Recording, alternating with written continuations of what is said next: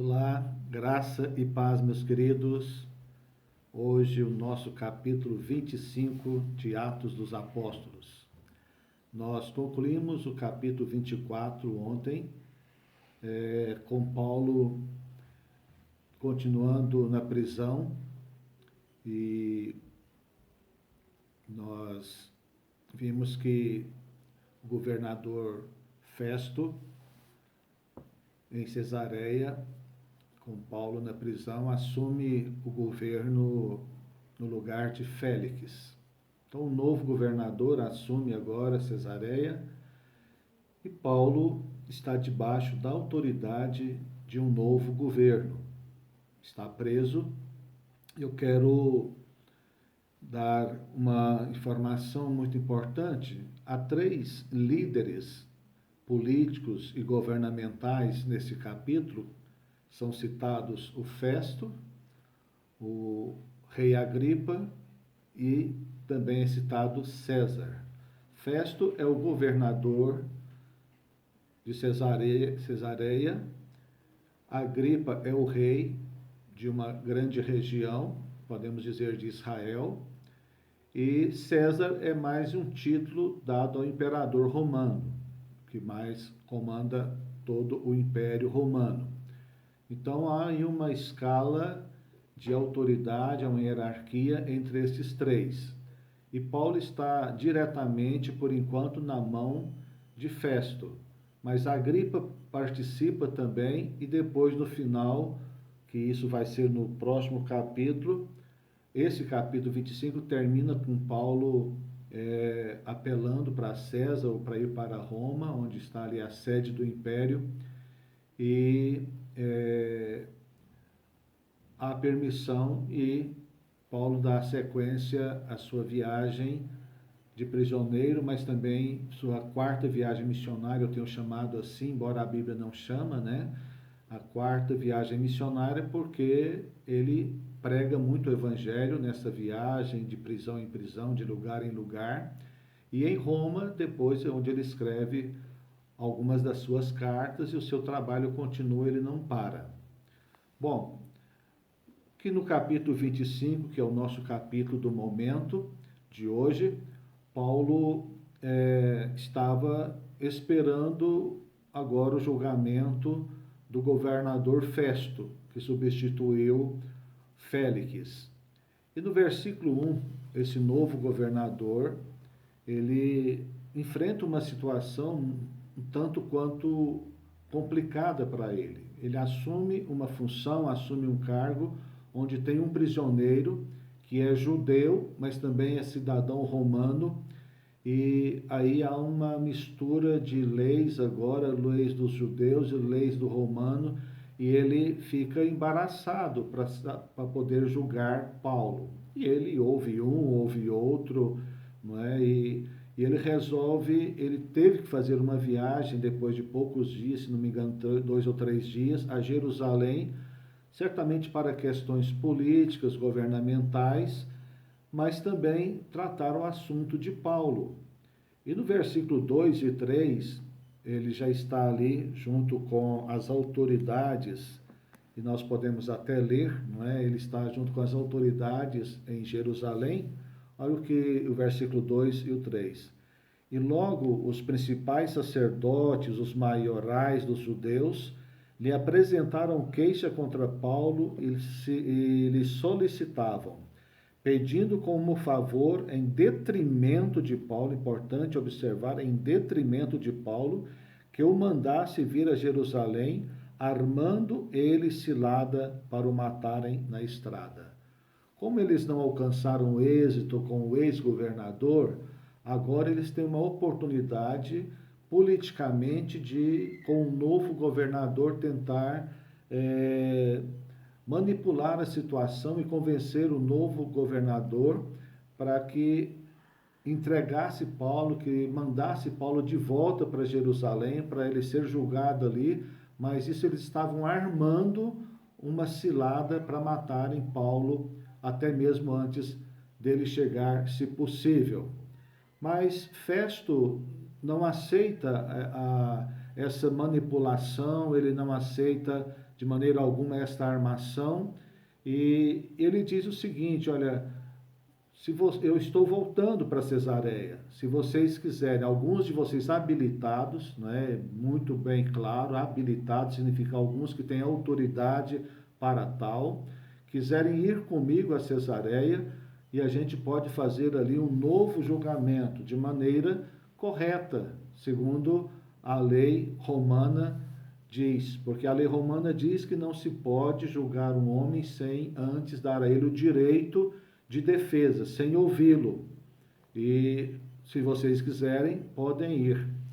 E cumpriu-se os dias de Festo ali, ele voltou para Cesareia e realmente um grupo das autoridades dos judeus, de sacerdotes, de escribas, de líderes ali, então um grupo político foi também para Cesareia com o objetivo, com a ânsia de condenar Paulo, de julgar Paulo e, se possível, trazer Paulo para Jerusalém, para assim destruir completamente a vida de Paulo.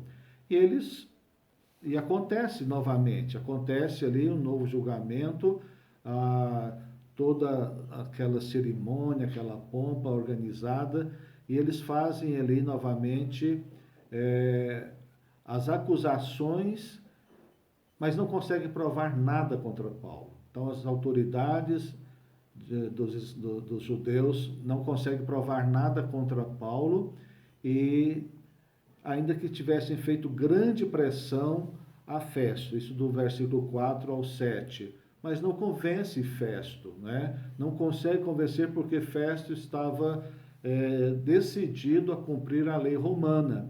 E com isso, Festo, debaixo de pressão, não dá aos judeus ali a liberdade de levar de volta Paulo para Jerusalém. E do versículo 8 ao 12, Festo dá a Paulo o direito de fazer a defesa, ainda está dentro daquela audiência, e Paulo dá agora o direito Festo dá a Paulo o direito de fazer a sua defesa. E Paulo novamente se levanta, e no versículo 8, e a defesa dele sempre a mesma, sem contradição, Paulo diz assim, versículo 8, porém, defendendo-se, proferiu as seguintes palavras: nenhum pecado cometi contra a lei dos judeus, nem contra o templo e nem contra César. Então, Paulo, ele se defende dizendo que não cometeu nenhum crime, nem contra a lei dos judeus, nem contra o templo sagrado dos judeus e nem contra César.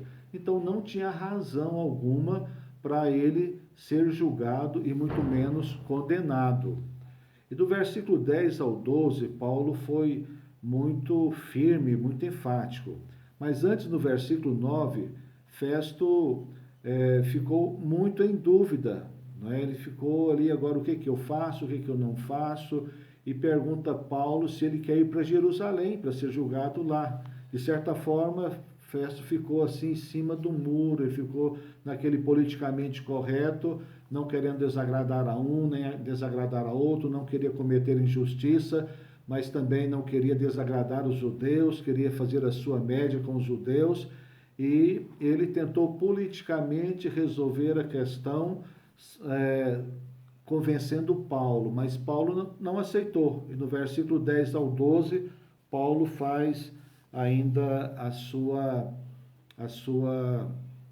continua com a sua defesa, e porque Paulo sabia dos seus direitos, ele sabia dos seus deveres, e ele sabia muito bem que podia se posicionar, e Paulo se posiciona. E Paulo diz: de maneira alguma eu não errei, eu não pequei, eu não infracionei, eu não cometi nada que me possa levar a um julgamento e muito menos a uma condenação. Então, Paulo era um homem muito instruído, muito esclarecido, isso é muito importante, e ele apela para César. Ele sabia que podia ir para Roma, então, né? Ele podia... Roma representava, nós podemos contextualizar aqui, seria a mais alta corte de decisão jurídica do Império Romano. Então, tudo que os governadores, que os reis não conseguiam resolver, ia para lá, né? Se nós contextualizássemos com o nosso Brasil, seria o STF do Brasil. E ali resolveria as coisas jurídicas na última instância, onde as pessoas podiam recorrer. E Paulo, como cidadão romano, tinha esse direito de recorrer, então, a César, né? Como eu disse, César era um título dado ao imperador, então recorrer ao imperador para ver a sua vida como ficaria. E Agripa chega para visitar Festo.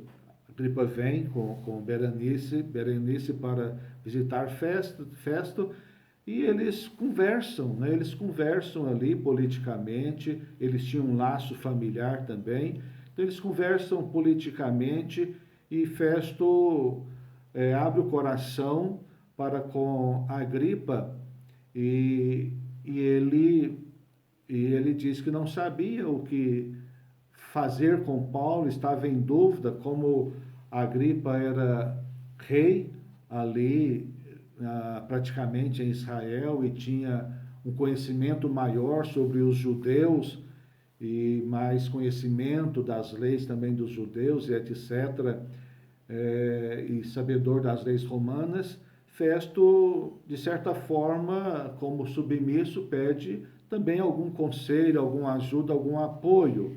E quando ele fala da história de Paulo com os judeus, de tudo que havia acontecido, estava acontecendo, das acusações e das defesas de Paulo, ele fala para Festo que não via em Paulo nenhum motivo de julgamento e muito menos de condenação, mas não sabia o que fazer. Ele não podia desagradar os judeus, mas também não podia ser injusto com Paulo.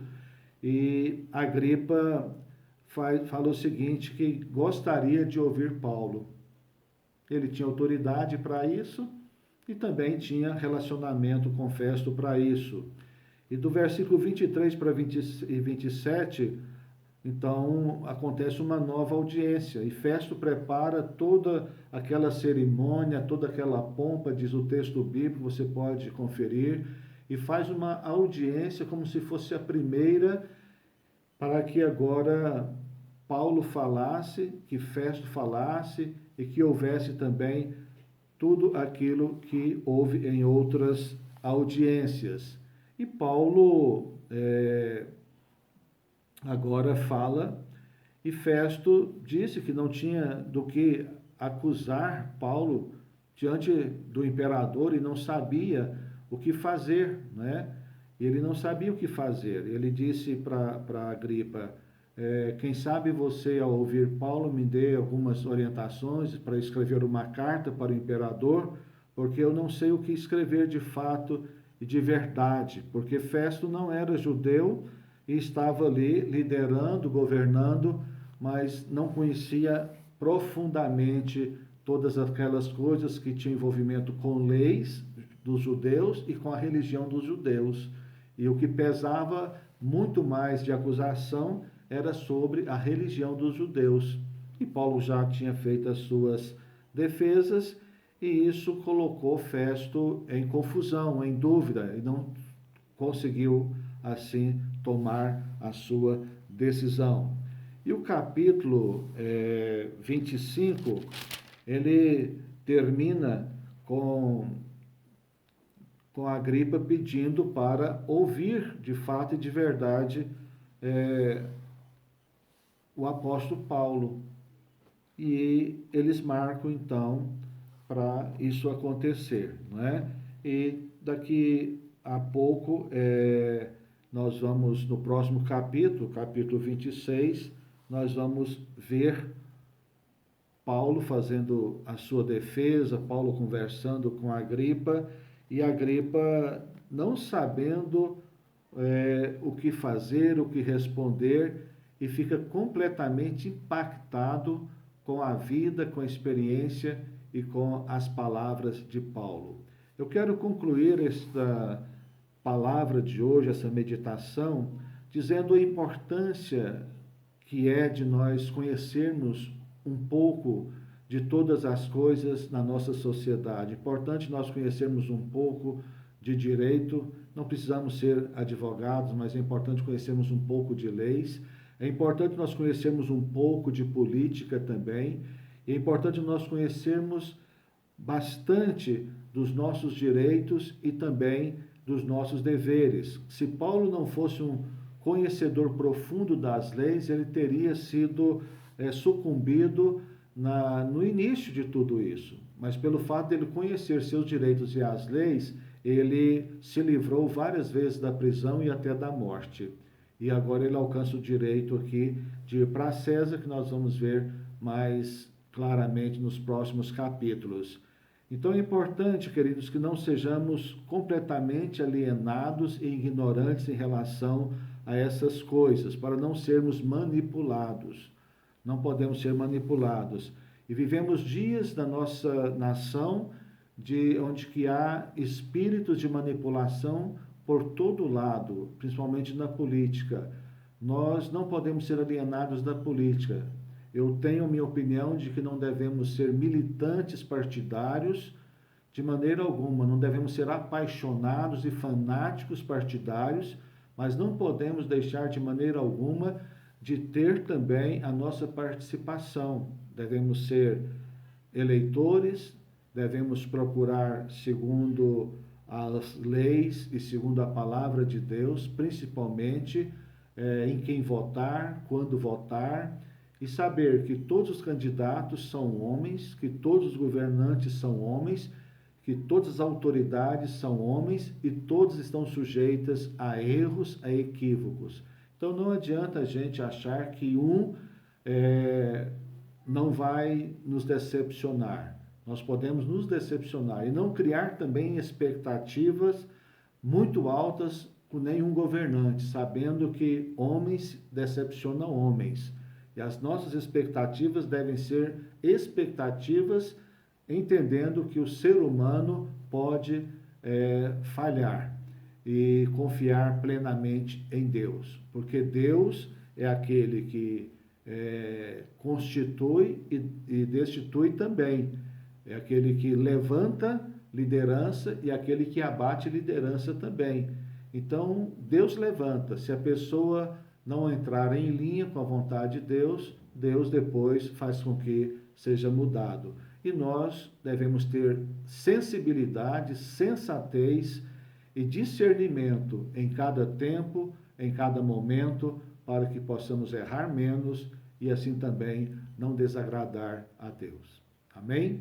Vamos orar para Deus nos dar entendimento e graça diante também do capítulo 25 de Atos.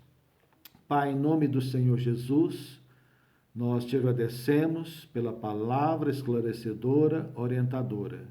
E pedimos ao Senhor, ó Deus, que nos ajude a entendê-la sempre, ó Pai, e a sermos Deus, homens e mulheres espirituais, mas homens e mulheres não alienados, não ignorantes em relação à sociedade, a direitos e deveres, Senhor.